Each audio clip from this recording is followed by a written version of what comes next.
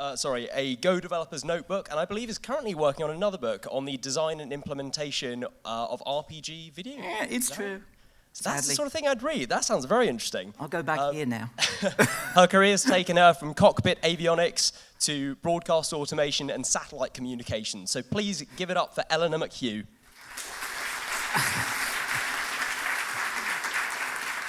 Good afternoon. Can you hear me? Can I hear me? Probably. That makes me sound a lot more interesting than I am, because that's a great thing about 2-minute bios. I'm here to talk about functional programming, and it's not the first time I've been here to talk about functional programming. This was a workshop here in 2019, and the world of Go looked very different in 2019 than it does now. And I thought, there have been changes. It would be nice to see what I can do with those changes. So, let's make sure I've got my clicker going. Yeah, that's the right way. This is actually supposed to be full screen, and it's supposed to be playing, so. I thought the talk actually started 10 minutes later than it actually started, which is why I was late and why I'm somewhat flustered. I have done a lot of dodgy things in my life, and they've nearly all of them involved code or alcohol. And these days, it's mostly just code. I also don't like being in front of audiences, so I'll be back here where I can read what's on there. And if anybody cares about that, they can complain. I'm not a natural functional programmer. I started out as an applied physicist, and I am a firm believer in mutable state. I love it. I'm not giving it up under any circumstance. But I have friends who are very serious about functional programming, and who can actually explain coherently why I should care. So, you know, if they can explain to me why I should care, I guess I should probably explain to other people. So, I saw this talk at .go EU in 2015 by Francis Campoy. And it was a troll. Can we do functional programming in Go? And his answer was no. And he was on the Go team. And I thought, that's the kind of answer that can't be allowed to stand under any circumstance. So as part of my very bad, very slow, will only be finished when I die book, that I keep getting advice on how to finish and I'm not going to, I decided to write a chapter on functional programming. And so I had to sort of dig into it a bit. Quite a lot, in fact. We start with the basics. So as programmers, we think we know what functions are because we use procedures and we call them functions. And by that I mean we can tamper around with things inside them and we can pass back values that are mutable so they can change. But that's not what functional programmers mean by it. And when I say functional programmers, I don't mean that they're functional app programming, obviously. They mean mathematical functions. The point of a mathematical function is it is a strict mapping. I have item A, and it maps strictly to item B using function f. And when that happens, it will always give you the same value of item B. B can't change, right? And so we can do that very easily in Go. This doesn't mutate anything. I take an x and a y parameter, I add them together, I give back a result. That function will always return for 3 plus 4, 7. The machine might not get that right on occasion for reasons that are outside our control as programmers, but the programming language defines it as working that way. Okay? Also, you'll have to forgive the fact that I've got a somewhat quirky way of doing output in this, this example. We're going to be calculating some. We're going to be calculating something. I can't remember what the actual problem is. I don't think that far ahead in my slides when I'm talking about them. But we're going to be returning an exit code, which is the answer, which I just thought was, at the time I was doing it, the quickest way I could debug, because I was at command line. So we'll skip past this. This stuff is not very interesting. It can get a little more interesting, though, and this is why I wanted to give an updated version of this, because we now have generics in Go. We had a decade of arguing about having generics in Go, and everybody kept assuring us we didn't need them, and now we've got them. I don't think I ever want to write code that doesn't use them again. Not because they're necessary, but because I might reuse that code. I mean, I know I'm never going to need it, but I might. So, so down here, I've introduced the concept of a scalar type, but it's not a type in the sense of a runtime type. So I can't do type, I'm not going to get very far using reflection on a scalar because the reflection system doesn't know about it. It's a template type. This is sort of halfway to C++,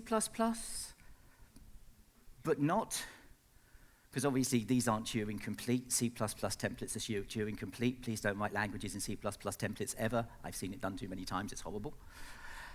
In this case, I'm going to pin down a scalar value, and a scalar value can be any kind of integer, any kind of unsigned integer, and any kind of floating point. So now, the compiler is capable of saying, for this bit of code, well, I know about all these types you want to play with, and that's 5, 6, 7, 8, 9, 10. That's 12 primitive types that it's capable of saying this about. All 12 of them can support plus. They can support adding. So that's fine. So now I can instantiate that in code.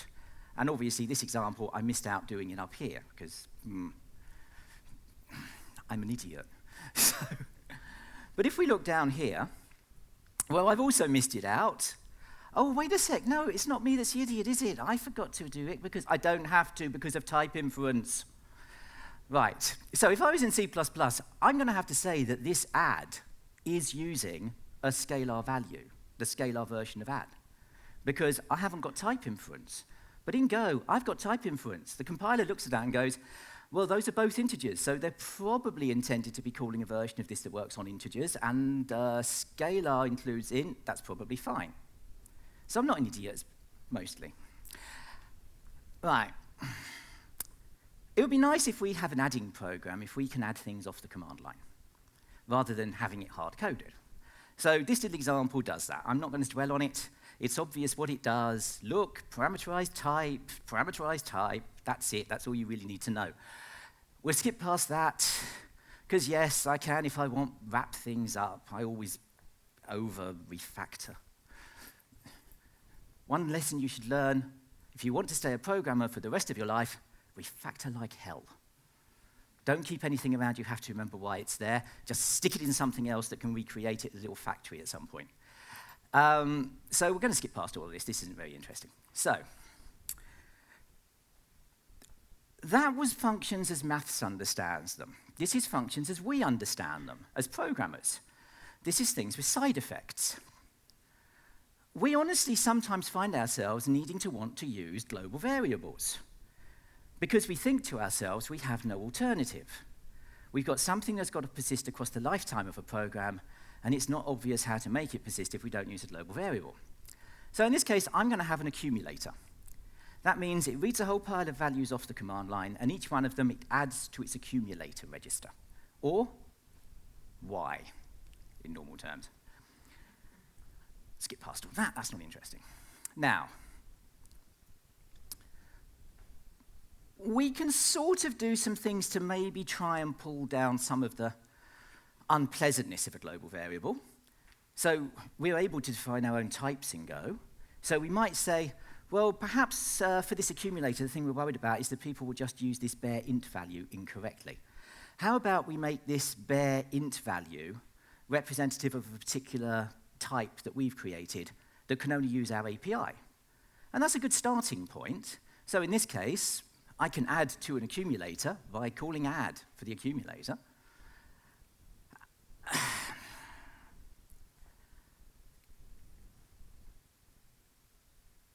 But I've got to do another pointer to the accumulator. Because if I do this, which is a very easy mistake to make in Go, I'm doing it on an actual value of accumulator type. Inside that function, it changes, but it doesn't change there in that variable. Only if it's, a pointer will that variable actually change, and everything else see it changed. So I make these kinds of mistakes all the time, which is why I put them in. It would be nice to maybe wrap all of this up a little bit nicer. So firstly, I want to parameterize it because I know I want to use it on scalars. I want to be able to use an accumulator on anything. But also, I'd kind of like to not have this global variable. Well, I can have I've got a local variable in main. That is, unfortunately, effectively a global variable in this program because, everything that's executing sees it. But what I can now do with this is, firstly, I can say, fine, let's make this a little more generic, but also let's have this little factory, effectively, that creates something useful to me. And then down here, this is where it gets interesting. This is pointing to a function. It is not pointing to a data item, right? That's pointing to a function. How can a function maintain state when I create it at runtime? Well, that's fairly simple, because inside a function that creates a function, this has access to any state defined already in this function.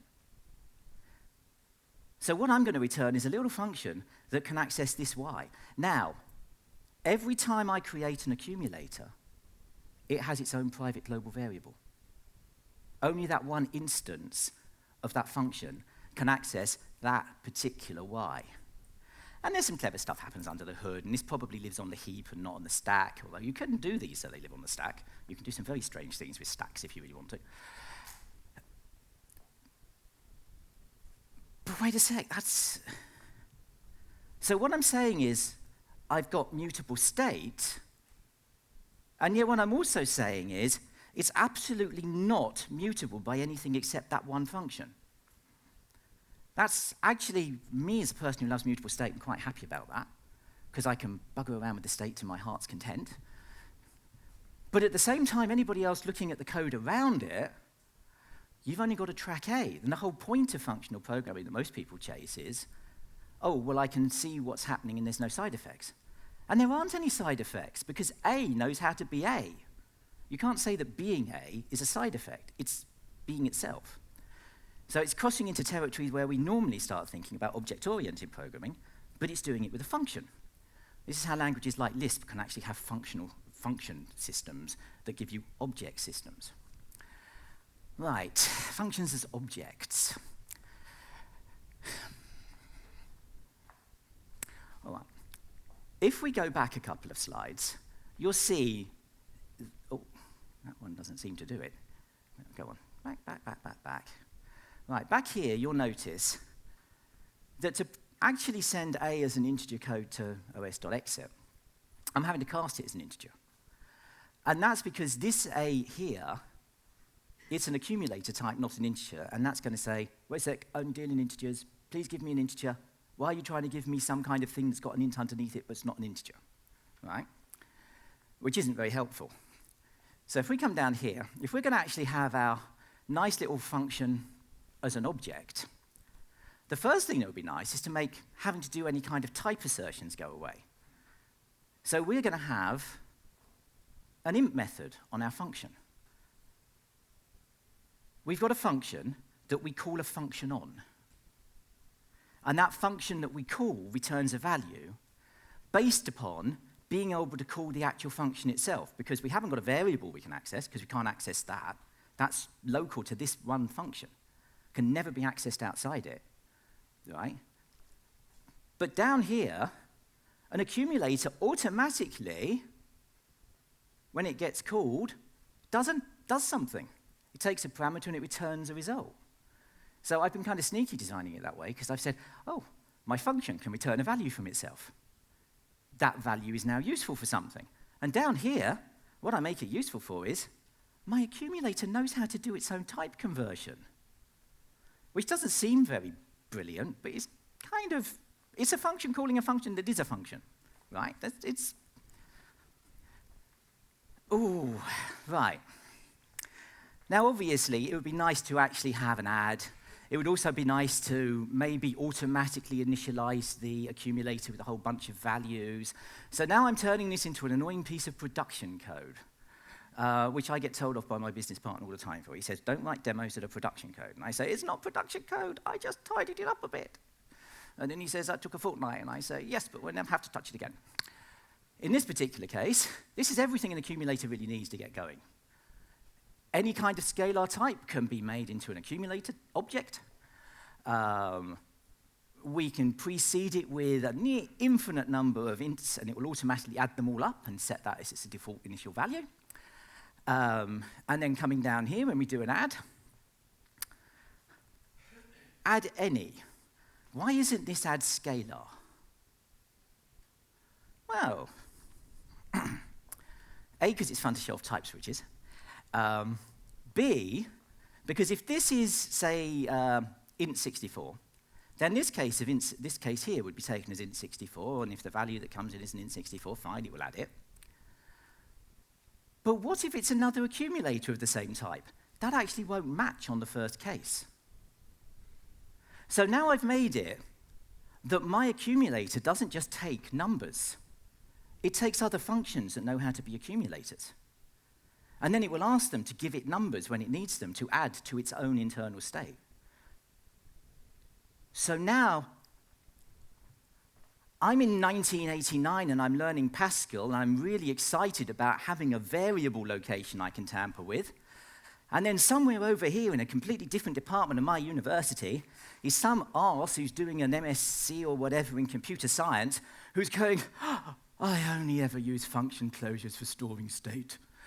And that's what they mean. They mean, and then somebody would come along and sticks common Lisp's object system on top and goes, type-safe function closures. That's what that is. This is Go. This is an imperative sorting language. This is actually incredibly insane. It can do this. And also, I love it. Right. So I can go a little bit further. Because Go has interface types, right? They're the closest we can get to Ruby duck typing in a statically compiled language. I can do little tricks like say, I wonder if a random thing that turns up can represent itself as an int. Oh, it can. Well, if it can represent itself as an int, wouldn't it be nice to just add its int version to my accumulator? Right? Well, accumulator itself is an int type. So I don't even need to have a case anymore for accumulator. Literally any. Right. Reflection values. I've got a reflect.value. It's got a fucking int call. Excuse my language. This always happens. I get excitable. Right. I can take a reflection value, right, with all the runtime nonsense that goes with that, and I can say, yeah, I'm really only interested in your integer representation. Can you give me that back, please? And it says, here you are. And I say, fine, let's add it to that bloody y that's lurking on a previous slide that I can't access any other way than by calling this function. This is a totally different way of looking at programming. We haven't got a lot of code to do this. We've basically got two columns of a slide because we've got this, we've got the make accumulator and a couple of other bits. That's insanely flexible. It's really good. Right. All right, we need some kind of mathematics problem that we can play with to really start to understand some of the weird stuff we can do with functions. Factorials are a great one because everybody goes, ooh, exponentials are scary. Right. Ooh, exponentials are scary, right? Factorials. Hold my coat. Quite literally. Factorials run fast and free. Like that. Right? And factorials make an interesting case because you never want to compute factorial 9 more than once. So you start looking at things like memoization. How can I store these values and reuse them in the future? So, right. I'm actually not doing too bad on time. I'm going to have to speed up, though, because we've got something at the end that's much more exciting than all this stuff. Right, so, firstly, yeah, we're interested in integers. There are factorials on negative numbers. The graph goes positive, and negative it goes almost to infinity every single time. It's just right. So we're not going to worry about that. It's not a useful thing in maths. So we've got a factorial method. There's no reason not writing it generically because every single one of these is viable for creating factorials. We don't want to care about anything under 0, and I'm going to do a thing everybody hates. I'm going to panic because it's the quickest way to unwind the stack. It's not proper error handling, but it gets you right to the top in 30, 40 nanoseconds. I care about that when I'm at the command line. I want to save those 40 nanoseconds. My life, time's ticking. If n is greater than 0, it's really easy to calculate, and I like to do loops that count down. So, boom. Right, that's all of that explained. Never talking about it again. The first thing to say is apparently I didn't want to say anything further about that. And yet I'm looking at that, and I know I'm going to talk about that again in a minute. So this is fine when I've got one factorial I'm going to count. It is not fine if I've got more than one. And we're about to go on a little bit of a dive that's going to look at panics a little bit. So, first up, my command line program wants to take a whole pile of numbers, and it wants to calculate the factorials of all of them.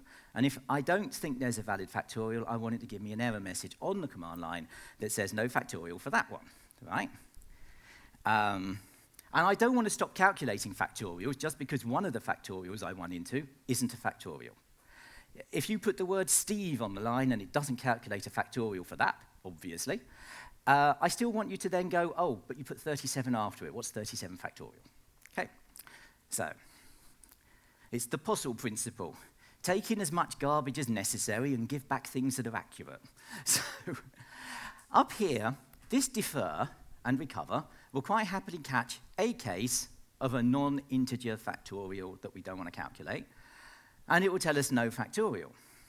But the trouble is, it will not work with this the way we think it will. Because when you hit a panic in a function, it unwinds the entire stack. That means it dumps the entire function. The moment we get one panic, we cannot go back to executing code that's in there. Right? Boom, boom. So you think, obviously, the natural way of catching panics would, in a loop, would look like this. But you can only hit the defer function once, and then it unrolls the entire stack, and then you're not in the function anymore. So it can't be that. Hold on. Actually, it's that. Now, if you want to safeguard a panic, and I highly recommend not doing this unless you want to write your own Ruby-style exception system, which takes like 40 lines of code, is fun.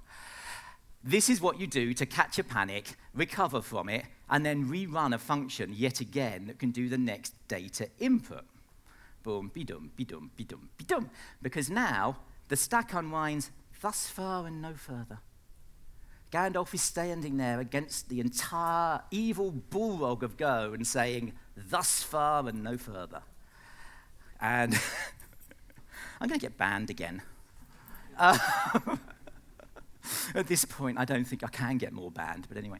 Okay, higher order functions. Now, this is where we start to get into some interesting stuff, because what we've shown there is that sometimes we want functions in places where we don't even think about functions.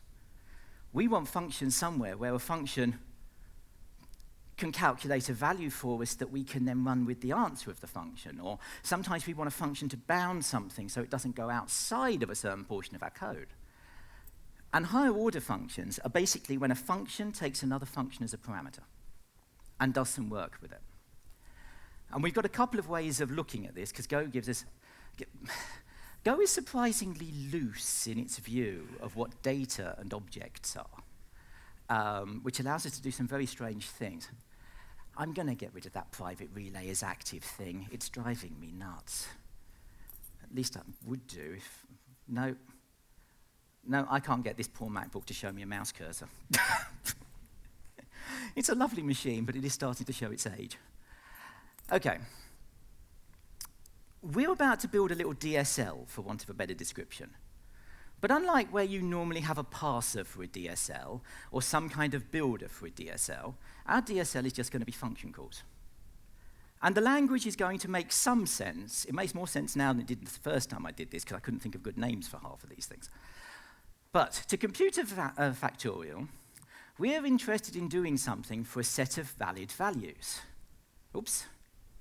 So to do that, we can take that god-awful function stop around our defer, and we can put it in another function, which we call for valid values, so that we don't forget what it's for.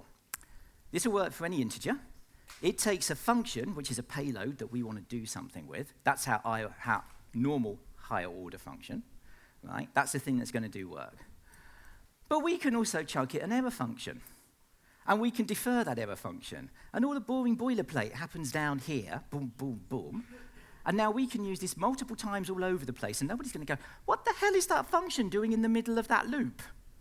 And they're going to go, you're looping for valid error values. So, boom, okay. Now,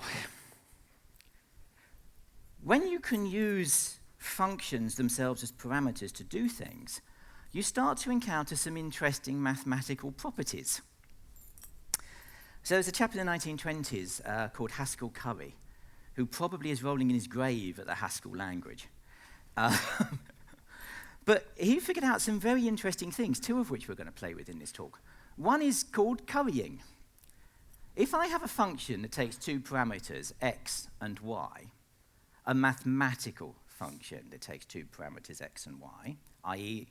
doesn't have side effects, I can actually turn that into a pair of functions that apply to each other. One is a function that takes a parameter that itself is probably a function, that would be x, and gets back a function that takes another parameter, which is y. So this is function decomposition. These two functions will be much simpler than the one function that takes both parameters and does both things at the same time. In our world, it's refactoring.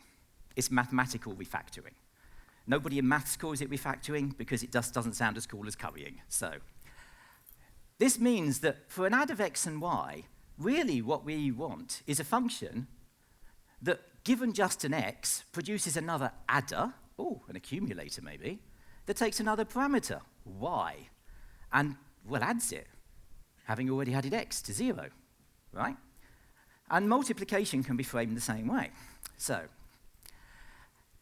from here on in, I'm afraid the point size might inch ever so slightly smaller, but I have resisted my normal temptation to have two columns and have everything at 12 point. So people at back, if you have good eyesight, will be able to see. I have terrible eyesight, but I do have very focal lenses, and I'm just going to come and see how awful this actually looks from back here, and then apologize profusely. Sorry. Right. Okay, first things first. Error handling. I want error handling out the way. I want to deal with it once. I don't want to have to keep thinking about error handling in line. If you're doing the whole if, blah, blah, blah, comma, error return, error, blah, there are good places for that. They're not in the middle of functional code, right? They're in the middle of device drivers and things like that, right? So in this particular case, I'm going to introduce this idea of if panics. Now, if panics could actually be a Boolean that returned a true or false if it panics, if I really wanted it to, but I haven't chosen to do that. All I'm saying is, if it panics, print the error message. So I put my error handler down there, I set up my thingy, and then I've got the function. This is a function that's returned, right? It's returning a function that takes a function. So this is like my decomposition of add from xy to add x, add y. This is my x. My x now returns a function that can take another parameter y that will finish doing the job. Okay? That's the clearest I can explain that. If it sounds like gobbledygook, I'm sorry. So, mathematicians normally describe all of this with math. So, in this particular case, I assign it to a variable so I can reuse that one single instance of it again and again and again. I don't want to have to keep creating functions. That's just going to stick more garbage on my stack. It's going to create more garbage collector load. It takes finite time. These functions might well occur either side of a context break for different threads to run, all of that sort of stuff. So I only want to do this once, because it's never going to change. That E is always going to be that E, right? At least it should be. So we'll skip past that. The print error message itself literally is just a function that does the recover, that goes with the panic, and then prints out the message. So skip past that, not very interesting. Right, now the other thing is I've got this concept of a valid integer already. I've introduced that. So now, when I want to do this is a bunch of random input from the command line to calculate factorials for. Okay, I'm going to range over all the parameters, starting at 1, obviously, because 0 is the program name. I'm going to print errors if there are any errors. I only have to print errors if it panics. Otherwise, I've got a valid integer. If I haven't got a valid integer, it panics, and then it all goes up, blah, blah, blah. But I've got a valid integer, print out my message. I've now got an API that's starting, it's a DSL. There's no other way to describe it. It is just a DSL. It's a language for writing about creating factorial responses. Right, and does stuff. This has a subtle little point in it. So this function, obviously, it takes a parameter that is typed on t, which is whatever integer, the version of valid integer we're running is actually on, based on the value that comes in.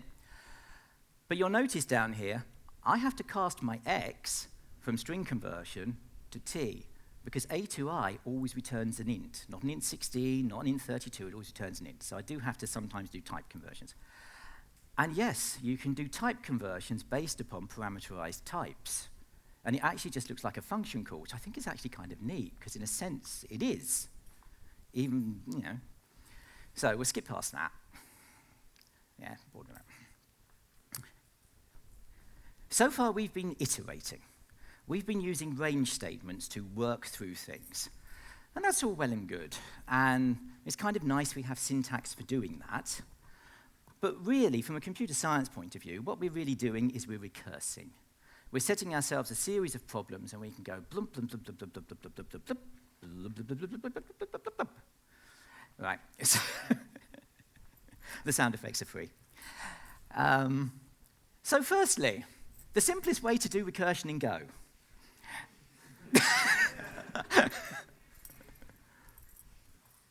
Except it doesn't work.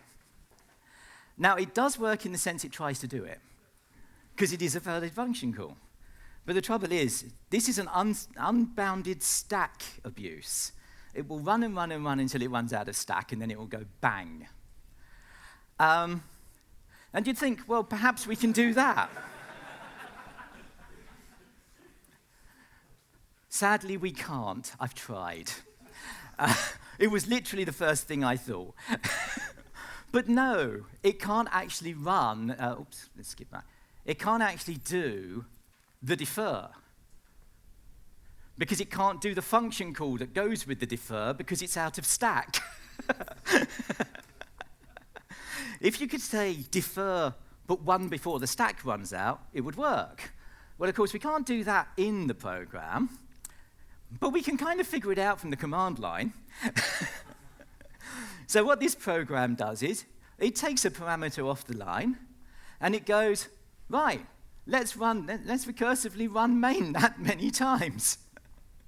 On my proper MacBook Pro at home, that's some preposterous number of million levels of stack before it goes bang.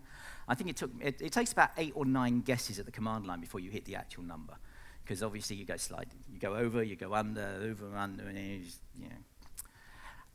And it's really fast to do it as well. I mean, the thing that's slow isn't the getting to the stack limit, it's the printing the stack dump. That's quite long. So anyway, all right. So this is our factorial problem, and this is our factorial problem the way that mathematicians think about it. This big pi here, my son said, how's that pi different to the other pi? Because it looks different. Because he often comes and looks at my talks while I'm writing them. He's 15, and he'll go, well, that's not very interesting. And I think, thank you for writing my life off. That capital P, capital pi, that's product. So that means you've all probably seen epsilon used for summation, where you add everything up in a sequence. This means that your series is a multiplication at every step, all the values. So, and we've got a fairly simple rule for how factorials are calculated, if in this format. We either return a 1 where x is 0. If it's greater than 1, we return whatever. And if it's equal to 1, we would actually return 1, which is whatever. So, and we can rephrase that functionally. For factorial 5, I know that it's 5 times factorial 4. For factorial 4, I know it's 4 times factorial 3. So this is where recursion comes in. Recursion allows us to frame a problem in terms of itself, rather than having to sit externally and iterate through. Phew. How are we doing? Probably have not got enough time to do this, but oh well. So I'm going to reframe my factorial function down here. Factorial does it automatically. Obviously, it knows inside factorial what the value of t is, so I don't actually have to say, here, use factorial of this kind, because it knows that, because n is of type t. So, boom. That's quite nice. And I'm going to introduce each. Now, each is actually a function that kind of is iterating, but it's doing it recursively, which is hideously inefficient, to be honest. But it's how in functional programming you always define it. Each would work this way. Oh, I do this one. Oh, I've got a leftover bit of this one I pass as a parameter, and then blah, blah, blah, blah, blah, blah. Oh, finish doing them. Back up. This is not as efficient as using a range statement, that's certainly for sure, at least not in this form. But what we can do is, as long as the parameter s, which is a slice, as long as that has some length to it, any length to it, really, I don't care, as long as there's something in it, I'll do something with it, and if not, I just return. And at some point, I'll just return. But if it does have something in it, I need to know what the next thing in sequence is. So I'll go off and do the next thing in sequence. And so, da-dum, da-dum. The sophistry is in the fact that I choose to call this function f before doing the next thing in the list. So this iterates forwards. If I reverse the order of those, it iterates backwards. It starts with the value at the far end, once it's gotten that far, and then comes forwards again. Okay? Boom, boom. Oh. And obviously, the value I actually want to calculate f for is the one that's currently at the front of this parameter that I've just received. Okay. So, boom, boom. Now, we've already seen that I can use a local variable effectively as a guarded global variable. And we know we don't want to have to calculate 9 factorial more than once because it's expensive to do. So how about we just cache all the answers as we go, so that we never have to actually look them up if we've already worked them out? And because of the nature of factorials, if I've worked out 9 factorial, I've worked out 8 factorial, 7 factorial, 6 factorial, 5 factorial, all the way down to 0 factorial, right? All of those things I only want to calculate once. Otherwise, I start to get these semi-exponential or sometimes very exponential cost graphs. So I'm going to have a little factory. My factory makes factorial machines. Each factorial machine, if I can get my clicker to actually work, because I'm out of range again, each factorial machine knows how to do the factorial calculation. We've already seen that. But each factorial machine has a cache. Inside that cache is every calculation that's been done by that factorial machine up to this point, the answers.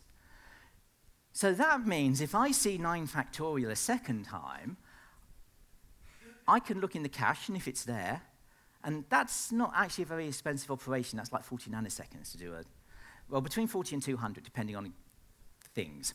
But it's not a very expensive operation to look in the cache and go, oh, I've seen that value before, give that back. Oh, by the way, here's the answer. And you think to yourself, oh, yeah, but for 9 factorial, it's not so bad. For 100 factorial, that's just saved you days, right? Factorial is one of those functions that behaves in a way that nobody can get their head around naturally. Oops. So if we click on a little bit. Now, because the cache is a map, I just use make to create it. But I think that the cache, it would be handy if it also could give me debugging information. So I have my own cache type. And my cache type can, oops, can dump all the values that are currently stored in the cache.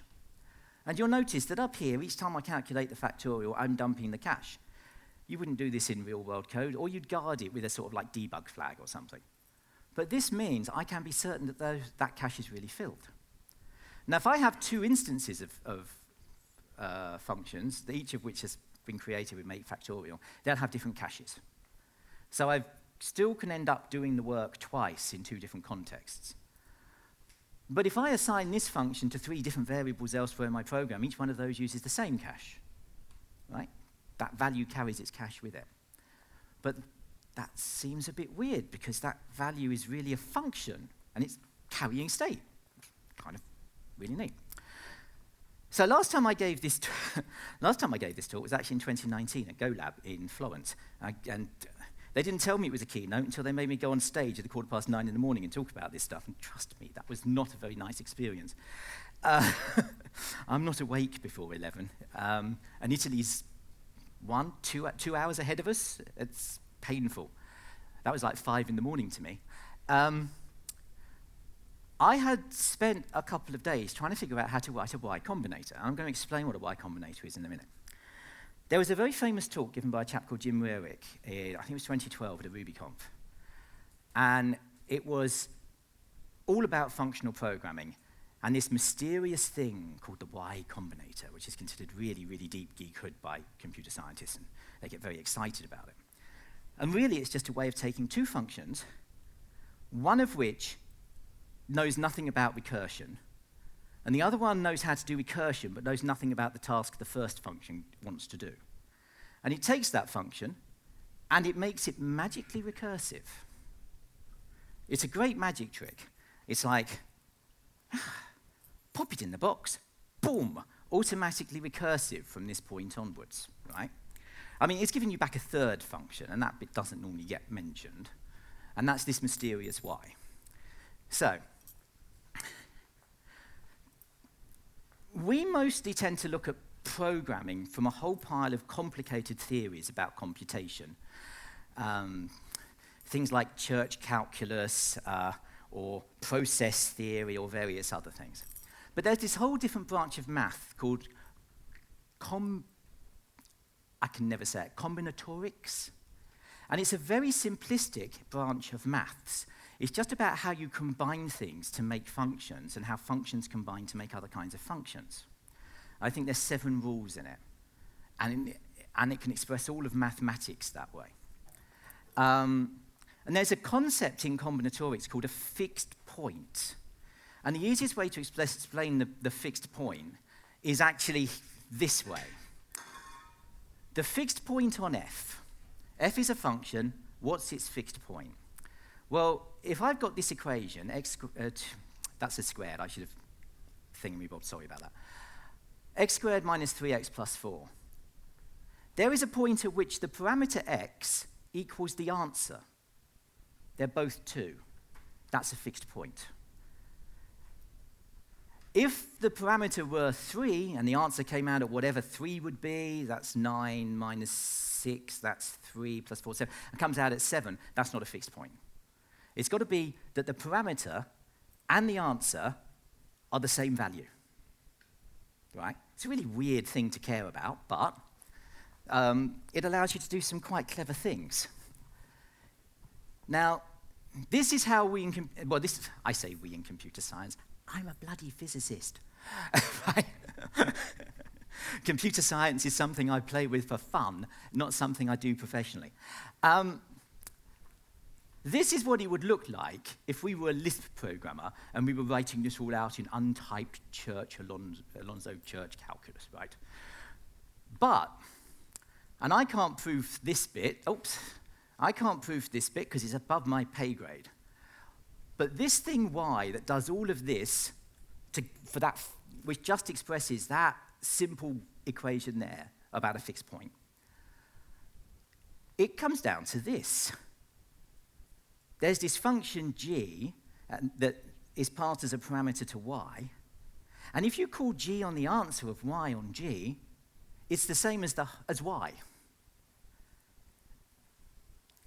Because it's a fixed point, the values on both sides are the same, right? makes my head hurt.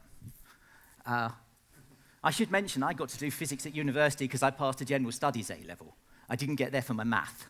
Right. Now, this is going to be, right. So when I first gave this talk, at GoLab in 2019, I'd spent 3 days before the conference making this sodding abomination work. Only at the time, we didn't have the any keyword, I seem to recall. This was just blank interface, blank interface, blank interface, blank interface, blah!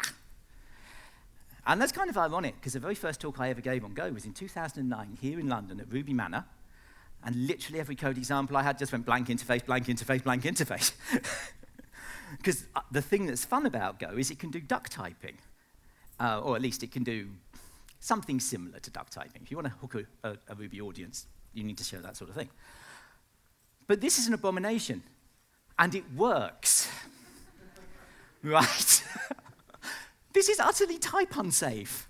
This is a true expression of untyped Lambda calculus, for God's sake. And it runs in Go. Go is not a functional language. This should not work. This is supposed to be symbolic manipulation stuff in Lisp. But it works. So, if we come down here to where we're using it, I'm going to create a factorial machine using this thing, right? And I'm going to give it a function to run, right? But the function I'm going to give it to run is a function that's going to give me back another function. And the function that's going to be given, that I'm going to give it to give me back another function is the function, oops, go back, is the function that calculates a factorial. And look, it really is doing recursion. It's doing untyped recursion with numbers, right? This should not work, but it does. So if I give it 5, and I've taken the expedient here of taking out all of the exciting problem code from earlier and just giving it a bare 5. If I give it 5, something's going to come out of this that one or other of these things is going to know how to use and maybe return more functions, and factorial 5 is going to come out. How the flip do you explain it? What do I pin on? I mean, why has it got numbers in it? There's like 1, 2, 3 type assertions. Well, that's all right. But nothing else has got any bloody... Oh, God. All right. Well, I was sat sort of like tail end of last week thinking, well, I probably ought to finish that off in a way that makes sense. And since then, some slightly brighter people than me have written blog posts in which they have gone, well, of course, why combinator this is very easy to Go, and of course, here's how solution. None of them did their homework, though. They haven't shown you how they got their solution. There's 4 code bases on GitHub, all of which I believe are Y combinator implementations, but they don't explain how they got types into it. I mean, I know how to do it without types, just to be clear, no types. Okay? I'm so glad I'm not on a big stage downstairs today. I'd be screaming the roof down. So I thought, well, we probably better try and figure out how we get types into a completely untyped and insane multi-level functional return of function thing. So that's what we're now going to do. This is going to be the talk in which if you sit and you study this stuff, you'll go, oh, I think I understand how the Y combinator actually works. I'm not going to be very good at explaining that, but if you look at it, you'll be able to go, oh, you go from that to that. So at least that's the hope. So, firstly in here, I need to give a func of any to any a type. So, all right. This allows us to start abbreviating the code, because now instead of func any returns any, we can just put function. So that's a good step forwards, right? And a function can be used as a parameter to Y to return another function. So that makes it clear that what we're doing is we're giving a function and we're getting a function. We don't know what the functions do, but we at least can go, I've got part of the verbal noise out of the way. And the other thing we know matters is recursion. Now, if we go back a couple of slides, these are a pair of functions that cause recursion to happen. Cause things to call themselves with varied parameters of themselves. It isn't obvious from looking at them. The fact we have to have actual typecasts back to not having any real meaningful types involved doesn't help. And that still doesn't explain how we can bloody well have numbers working through it. But bear with me. So we can do this recursion trick. And now y itself becomes quite easy to read. Y returns something that can do recursion. And the something it returns that can do recursion is going to be a function. Okay? Oops. When it does recursion, it's going to create another function. It's going to bound a point on the stack. Right?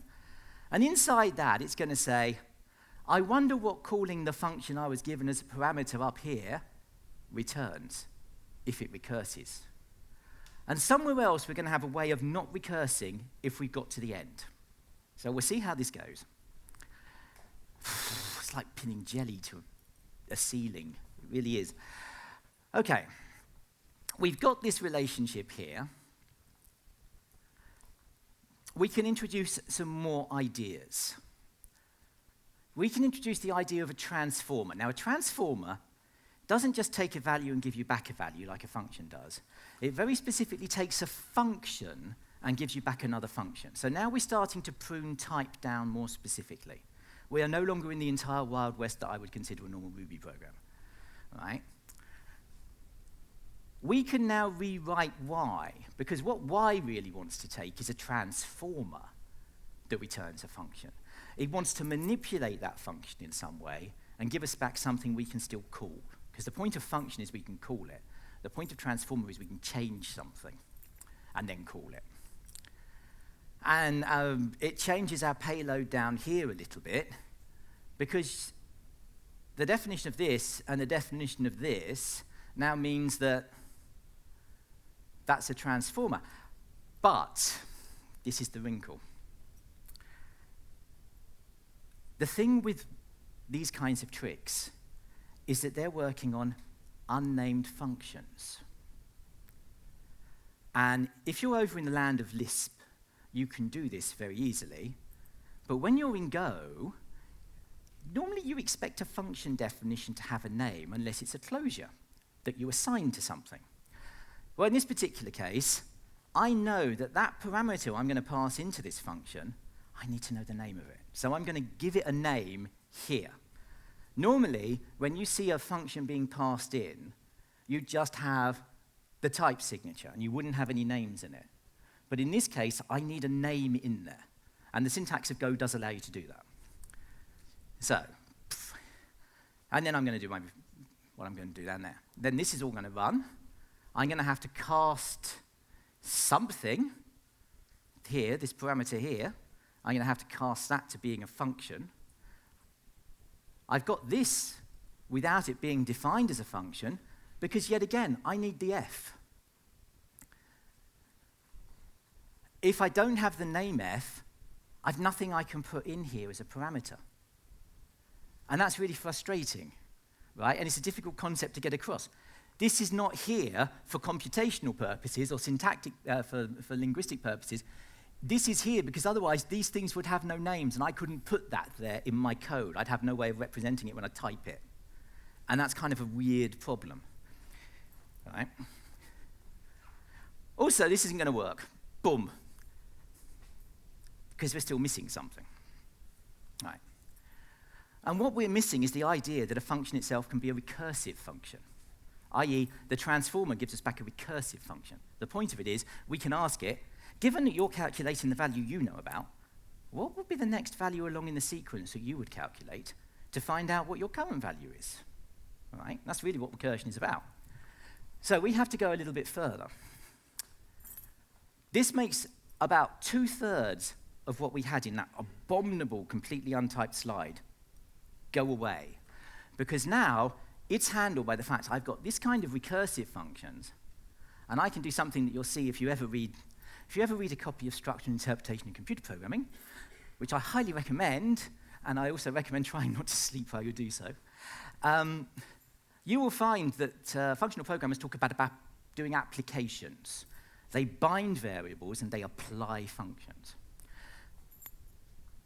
We can call this function, but if we call it, all it does is R and return a value. But to do what we're trying to do, we need to call this thing that does the transforming, that takes a value and buggers with it, and we need to say to it, well, you know how we've got R? We're interested in what the next step along from R is. That's the recursion. So this bit here, this is R recursing on itself once. But then in R, it will then recurse on itself again and again and again till it's got all the way down to the final value that it will yield, and then it unwinds the stack back up. And only then does F get called here. But at each step down the way, there'll be another apply that will call another F to process the values. So it's a really, think of it like a zipper. The zipper is being pulled up tight to bring together all the parts, and then you just let it go. End of the day, zipper off, into bed. All right, so it's that sort of thing. God. I once got turned down for a lecturing job because I got told nobody could understand what the hell I was talking about, and now I know why. So, anyway, so in the heart of, so now we've got this thing y that normally looks insane. And what we can say about y is, given this transformer thing, a function that takes functions, we can return a function of our own using y, that inside it, it's capable of taking something that's recursive. Well, that's one of these things. And it will return a function that can be run. And inside that, we can have any bloody function we want, returning any kind of value from any kind of parameter. And we can apply that transformer to the values that we get all the way along. Bloop, bloop, bloop, bloop, bloop, bloop, bloop, bloop, bloop, bloop, pi falls out. By which I mean, obviously, apple pie, not mathematical pi. That would be awful. Irrational numbers all over the place. And then finally, we can wrap the whole thing up, because we had that bit of math that said G, Y, G. There's our Y, there's our G, and we can call G on that G because Y gave us that G. That is Y on G. That's G called on Y on G. In other words, it's a self-referencing definition that goes all the way down the recursion stack and all the way back up again. I can't believe that was so difficult to get my head around. Obviously, it's obvious, isn't it? I've been in a little cabin at the end of Kent for the last 2 weeks, avoiding human contact as much as possible, and this is what's come out. So then we come down here. We can put types in now. Because now we've got this to the point that rather than any to any, we can say, oh, well, that could be a type T. So now we can build a specific factorial function that only works on ints. Because it's easy to see how to put type in now, because we haven't got an insane quantity of nested, stupid code that's all full of bloody blank interfaces. Boop, boop, boop, boop, boop. Obviously, this will all be in GitHub. Actually, I think this is all in GitHub now. The slide deck will be up later. And if you don't believe me, you can actually go and run this. I think that's file 105.go in the repo, because I just gave them all numbers because there's so many of them. Do not run the ones in the 9,000 range. They're absolute rubbish. Right, we can take this a little bit further, because, well, we've talked about memoization, and everybody else shows you how to do Y in their code bases. Wouldn't it be nice to automatically memorize all the values in any random recursion? Create a recursion machine that automatically does it. So this is how you do the Y combinator with caching, memoization. And this actually, I was surprised at this. I was expecting this to be quite difficult, but it actually turns out to be really simple. And I was surprised because I couldn't find a bloody example of anybody ever doing this online. I'm sure they're in textbooks and things, but not in code bases. So we're going to have this little map, and we're going to restrict T slightly. T has to be comparable, because otherwise I would have to have made this a T and an E. You know, so it could be a T that's comparable, and then it could be an E that was anything. And I just thought, no, I'm not wasting that much space on the line. Right. So we end up with this little thing. And this little thing, we can thread in here trivially easily. This is the function that actually does the calculations, this one buried in here. So all right, if the answer we're looking for is already in our cache, we reuse it. If the answer is not in our cache, we calculate it. So this is the calculation bit, the logic is inside out. I go off and I do the thing that you would normally do, and I give a little message just so you know that it's actually setting it in the cache. So you run this off. You do factorial 17, factorial 9, factorial 100, factorial 3, and on factorial 9 and factorial 3, it just gives you back a straight answer without having to do any calculation. Why? It's all in the cache. Right?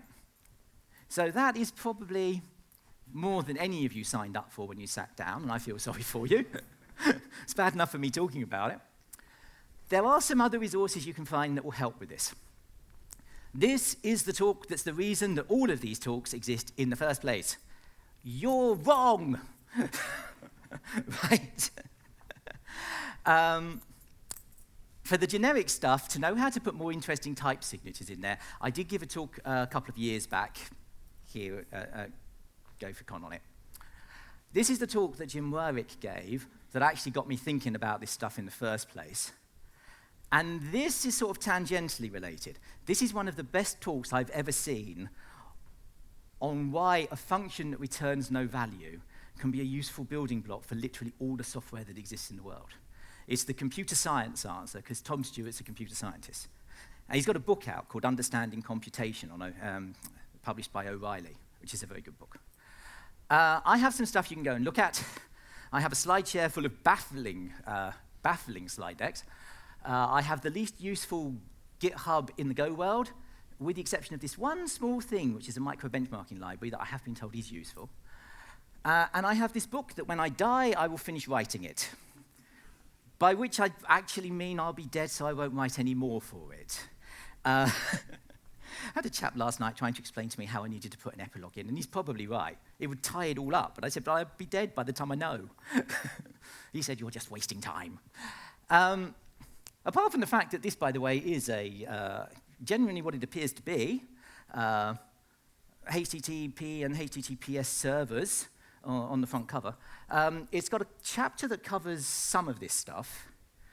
It doesn't cover the Y Combinator stuff, because sometime in the next 5 years I'll have time to write another chapter. It does hint towards how you can turn that cache into something that lives across the network, so that then you only need to calculate the factorials once for an entire network of machines. But I just haven't had the time to write the damn thing. If you don't want to spend money, there's a free chapter. It's only about Hello World, but by the time you get to the end of it, you're using UDP packets with RSA and AES encryption to send Hello World securely across the network. And it's free, and it covers everything I knew about Go before generics came into the language. So I highly recommend it. Thank you very much. You've been a very good audience. So,